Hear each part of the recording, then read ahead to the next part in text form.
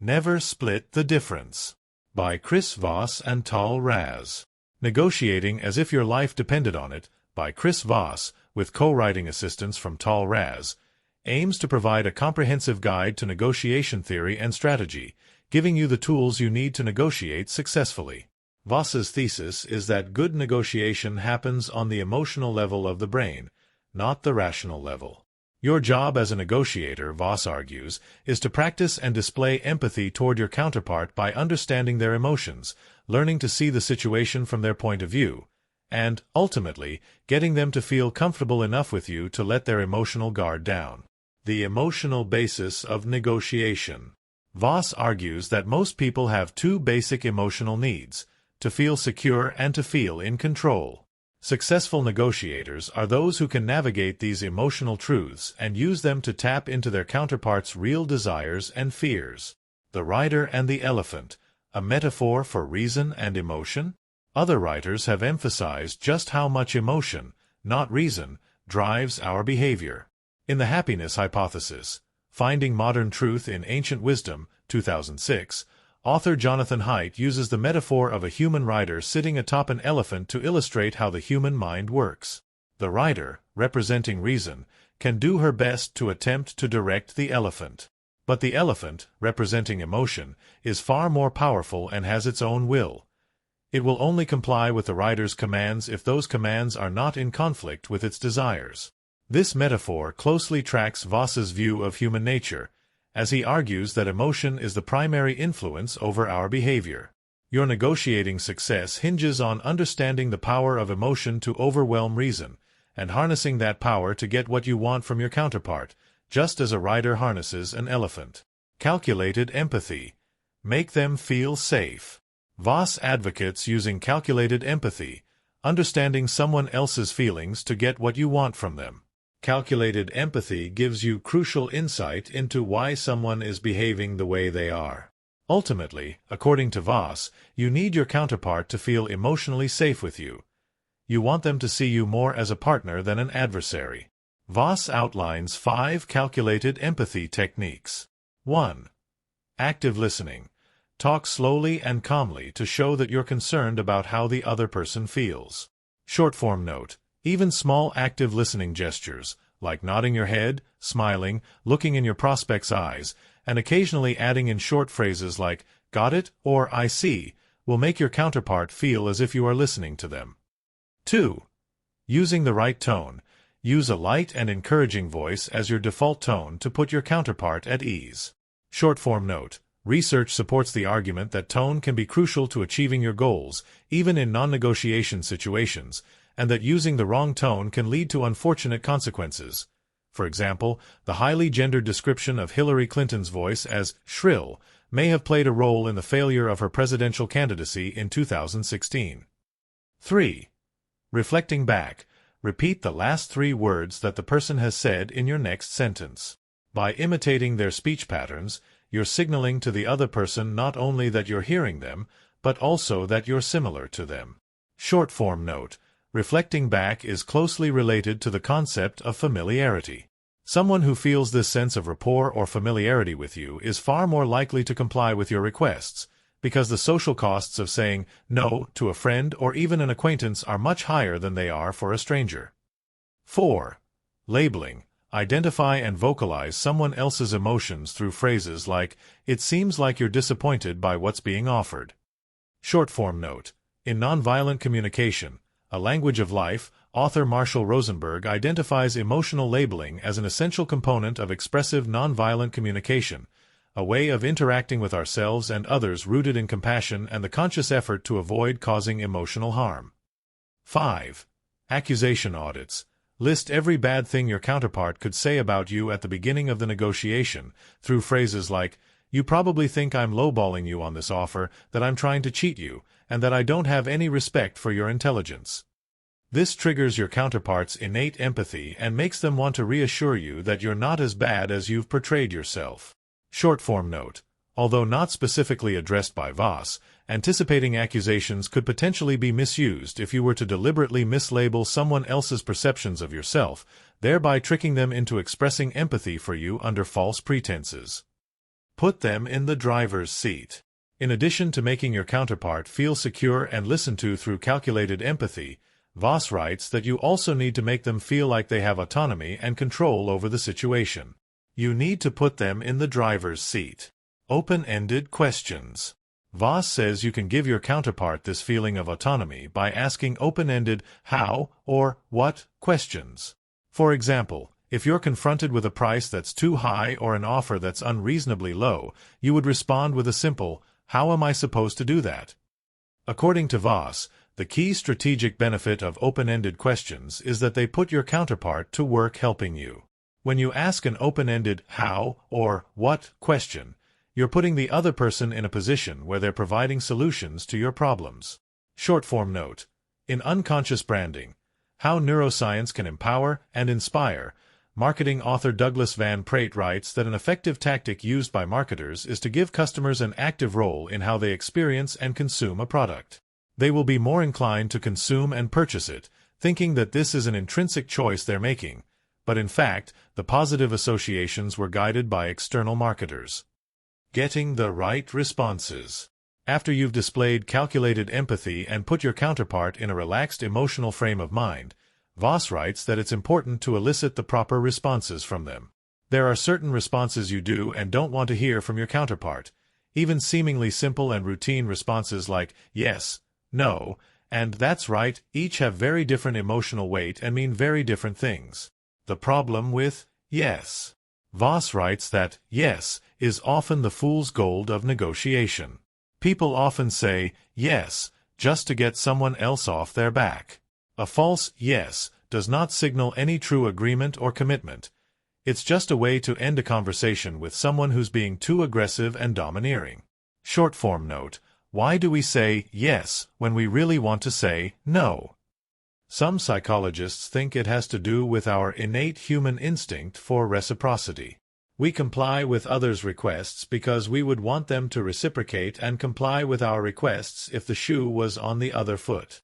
Simply put, we have an instinct to follow the golden rule and treat others as we would want to be treated. In Influence, Robert Cialdini calls this the reciprocity principle and argues that it was the glue that enabled social cohesion in early human communities. If another individual brought you some firewood, for example, bringing them some of your own firewood would help the two of you survive and make the overall clan or tribe stronger. This created networks of obligation among early humans that made it easier for the group as a whole to multiply and survive. The power of no. To avoid the false yes and get a real firm commitment from your counterpart, Voss argues that you need to do something that may seem counterintuitive. You need to get them to say no. Why? Because saying no makes your counterpart feel in control. When we say no to something, it is a way of setting boundaries and demonstrating our independence.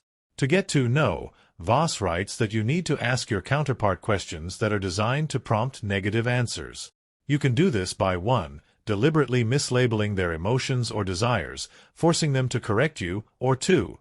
Asking what they don't want, giving them a free hand to draw their boundaries and establish their comfort zone. Say no without damaging your relationship. In The Power of a Positive No, William Ury writes about the positive no, a way of saying no to people that doesn't damage your relationship with them or hurt their feelings. Rather, the positive no is a self-empowerment tactic, a way of asserting your autonomy and confidently but respectfully refusing to comply with requests that you don't want to. Rather than giving in by saying yes when you don't want to, rudely and briskly saying no, or avoiding confrontation altogether, Ury recommends the positive no as a way to ground your refusal in mutual respect. For example, if a colleague asks you to stay late at work to finish a project, a positive no would be, "I'm sorry, I can't work late tonight. I recognize that the project is important and I'm fully committed to helping you. But I want to be home to read to my daughter at night, and I won't be able to do that if I'm here at the office. Instead, why don't I move some of my meetings around tomorrow and clear time during the workday so that you and I can finish this project?" That's right, getting affirmation from your counterpart. After you've set your counterpart at ease by giving them the freedom and autonomy to say no, you want to begin the process of bringing them around to your way of seeing things. Voss writes that 2 words from your counterpart can be a great signal that you've achieved this. That's right. When someone says, "That's right," it means that they've come to embrace what you've said. They're crediting you with seeing things their way and now feel that they're dealing with someone who understands and respects their point of view. By saying, "That's right," they've stated their position unequivocally, which you can now use to commit them to your preferred course of action. To get your counterpart to say, "That's right," Voss recommends summarizing, putting their story into your own words to demonstrate that you really get it. Short form note. Voss writes that "that's right" gives you a window into someone else's mind by providing you their self-confirmed view of the situation under discussion, which you can then use to commit them to your preferred course of action. This idea of using someone else's stated commitments to steer them toward desired thought and behavior is closely related to what Robert Cialdini calls the consistency principle in his seminal 1984 book Influence. Cialdini argues that humans have an obsession with sticking to their guns, and that consistency is closely related to commitment. Once we've committed to a course of action or to a belief, we pressure ourselves to conform to that commitment, going through great mental gymnastics to convince ourselves that our current behavior and beliefs align with our past behavior and beliefs, even when they clearly don't. This creates a valuable opening for you in a negotiation. If you can get your counterpart to make even a small commitment, you can potentially get them to make larger and larger ones. Change their perspective. Voss writes that people's behavior and thoughts in negotiations are primarily driven by their emotional needs for security and autonomy. As a negotiator, you need to know how to properly tap into those emotional needs and turn them to your advantage. You do this by switching up their perspective, showing them that by helping you achieve your desired solution, they will satisfy their own hidden wants. Making deadlines work. Voss warns that your counterpart will often try to exploit your anxiety by using deadlines to trick you into suspending your rational judgment and pressuring you to make a deal. But Voss argues that deadlines are almost always arbitrary and flexible, and they rarely trigger the dreaded consequences people fear they will. As long as you're committed to not negotiating against yourself to meet the deadline, this can work to your advantage. You can flip the table and force your counterpart to accommodate your deadline. Short form note. Deadlines are important to negotiations in professional sports.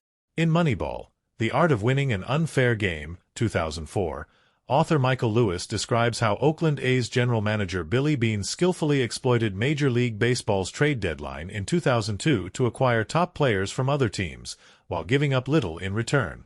Every year, the trade deadline created a time crunch in which losing teams with star players would be desperate to trade off their stars in the hopes of recouping at least something of value.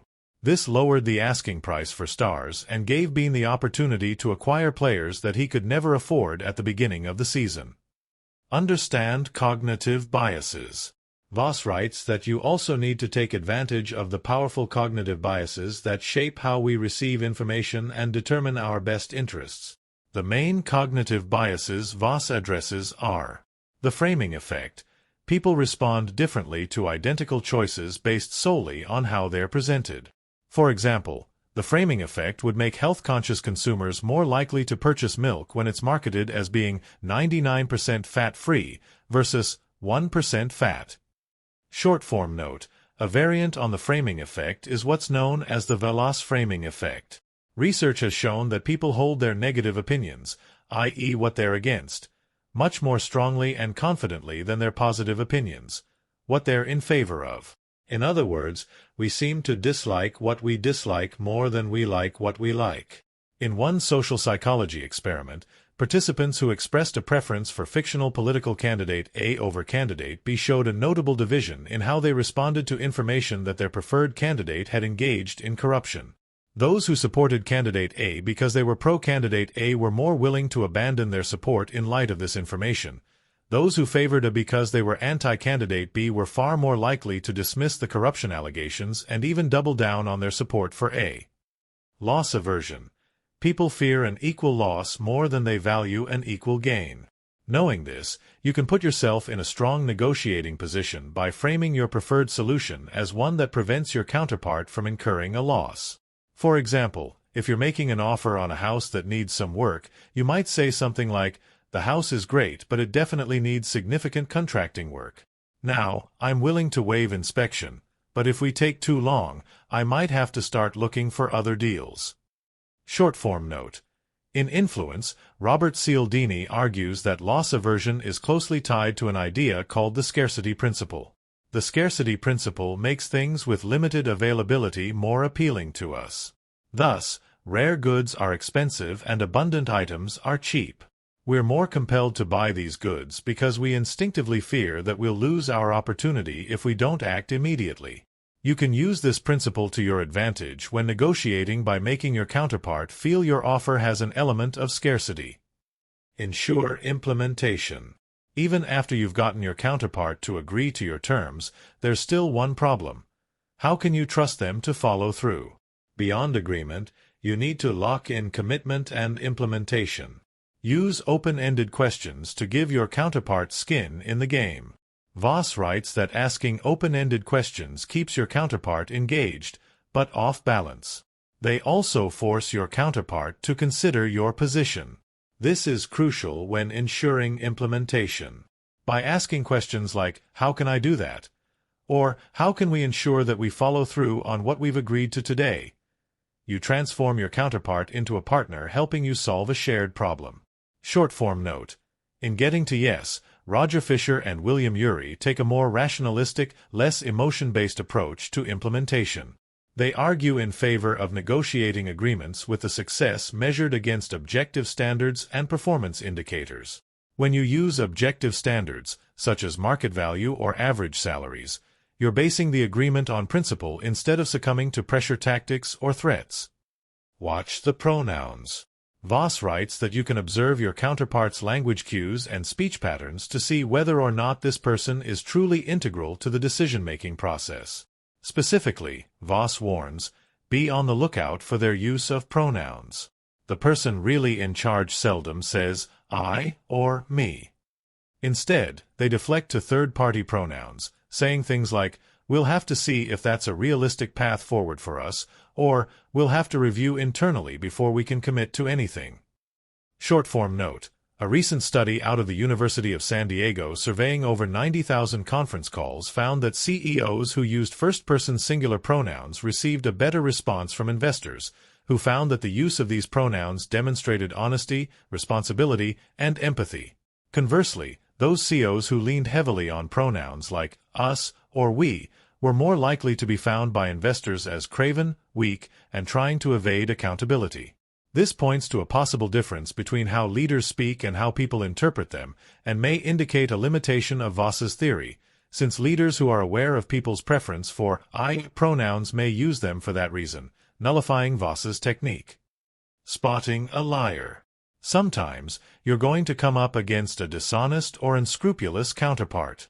Voss writes that liars tend to be more verbose and use more complicated, rambling sentences, hoping to draw your attention away from the web of dishonesty they're weaving around you. He says they also use more distant, third-person pronouns like they, them, and we. They tend to avoid saying I or me. Psychologically, this helps the liar distance herself from the lie. Short-form note. Voss writes that liars rely heavily on third-person pronouns, but we've also seen that people in positions of power do the same thing to avoid being pinned down to a definite position. Both are examples of deflection, but they are not the same thing. If you're talking to a CEO, for example, and you notice that she's using a lot of third-person pronouns, you shouldn't immediately jump to the conclusion that she's lying or trying to mislead you. Instead, she may be trying to deflect in order to avoid being too tied down to any particular course of action. That's her being strategic, not dishonest. In order to distinguish between the two scenarios, keep asking open-ended questions, watching for tonal and nonverbal cues, and listening for key bits of information that your counterpart might reveal. How to bargain. Voss writes that, beneath the offers and counteroffers that are part of any negotiation, there is a swirl of deep psychological currents that drives our hidden wants, fears, and desires, and those of our counterpart. Your job as a good negotiator is to construct an accurate psychological profile of your counterpart so that you can be better attuned to what they're really looking for. The 3 types of negotiator. Voss identifies three main types of negotiator. Givers, people pleasers who tend to be highly sociable and agreeable, but also poor time managers. They'll often agree to things that they can't actually follow through on, since they're so eager to make you happy. Calculators, methodological and diligent people who want to assess all the facts before committing to a decision. As a result, they're fairly unconcerned with time and less likely to be pressured by deadlines. Aggressives, highly achievement-oriented people who prioritize getting things done. They hate wasted time and care a lot about meeting and beating deadlines. Short-form note: other analysts of negotiation have identified different negotiation styles. At Harvard's program on negotiation blog, they list four main styles: individualists, cooperators, competitives, and altruists. Individualists are purely transactional, focused on their own return on the deal, and show little interest in helping their counterparts achieve their goals. Cooperators are those who strive to help all parties to a negotiation accomplish their objectives. Competitives are primarily concerned with relative outcomes, wanting above all to do better than their counterparts, whom they often see as competitors and even enemies. Altruists are a rare breed who are most concerned with ensuring that their counterpart gets what they want, even if doing so comes at their own expense. Know your moves and your counterparts. Voss cautions that you need to be prepared before you head into a negotiation, regardless of which type of negotiator you're dealing with. That means you need to think about your open-ended questions, how you're going to reflect back, and your labels before you go in. You may not need a script, but you do need a plan. There are some specific dodge and counterpunch moves you can use when you're facing down a seasoned negotiator. Dodging tactics. This is what you do to deflect your counterpart's punches. You can use open-ended questions to say no without actually using the word or pivot to non-monetary terms. Ask questions like, let's put price aside for now. What else can you offer that would make this a good deal for me? Short-form note: some negotiation analysts have written that switching the conversation to non-monetary considerations can be an effective technique for negotiators dealing with a larger and more powerful counterpart. They suggest that you can restore some balance to the negotiating environment by appealing to principles like your counterpart's sense of fairness and reputation, or by emphasizing the unique non-monetary advantages you can offer, like agility, knowledge, or personalized service. Counterattack. You need to be prepared to hit back without getting angry. Voss champion à technique psychologiste call stratégique imbrage. This means being genuinely angry, not faking it, but in control of your emotions. The key to strategic umbrage is getting angry at the offer being made, not the person making it. Saying, "I'm afraid there are no circumstances that would make what you just proposed work for me," in a displeased, but measured, tone is a good way to leverage a little bit of anger to your advantage. Short-form note: many psychologists argue that anger itself is not a positive or negative emotion. When used appropriately, anger can power professional success and fuel personal creativity. Instead, the key is to harness that anger to serve useful purposes in situations where it can actually make a difference. This is another way to think of strategic umbrage: angry but in control. Unknown unknowns. Finally, Voss stresses the primacy of having information. Indeed, he says that at their most fundamental level, all negotiations are exercises in information gathering. But some pieces of information are easier to obtain than others. Voss writes that in every negotiation, there is some hidden piece of information that, if it were known, would completely transform the dynamic of the negotiation and the final outcome. He labels these black swans. Unknown unknowns, black swans. The most important pieces of information, according to Voss, are the unknown unknowns. These are the bits of information that we lack, and, crucially, don't know that we lack. These are the black swans. For example, let's say you were looking to buy a house from someone. If, in the course of your negotiation with the seller, you discovered that they were facing some sort of external financial pressures, from a lawsuit or a job loss, you would have great leverage over them. This information would tell you that your counterpart was a highly motivated seller who would likely accept a heavily discounted offer from you.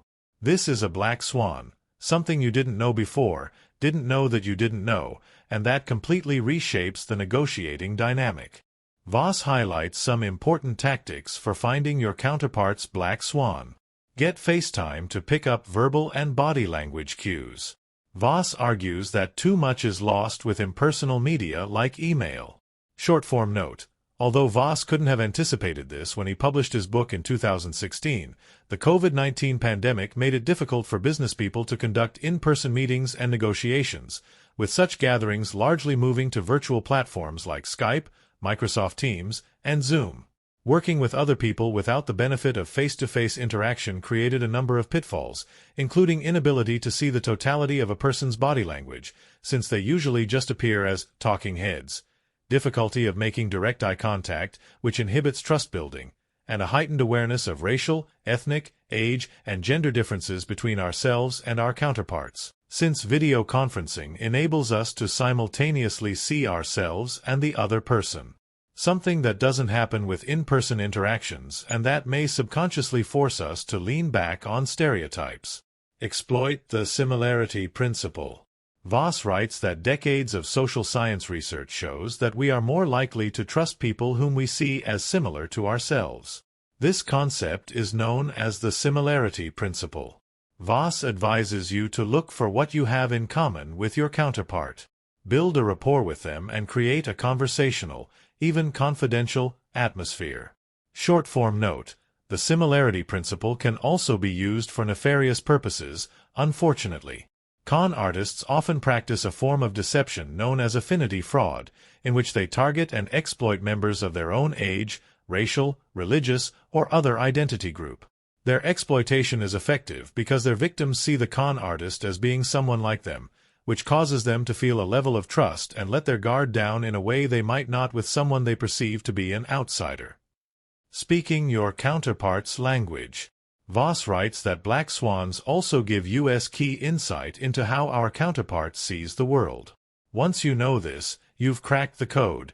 You can speak to them fluently in a language they understand. This helps you avoid the mistake of thinking your counterpart is crazy just because you don't understand their behavior. Short-form note.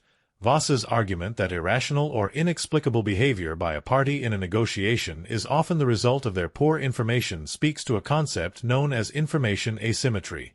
In Freakonomics, authors Stephen Levitt and Stephen J. Dubner write that information asymmetry occurs when information is unequally distributed between parties. This has major implications in a negotiation, in which experts will rely on knowing more than the other party to extract value from them.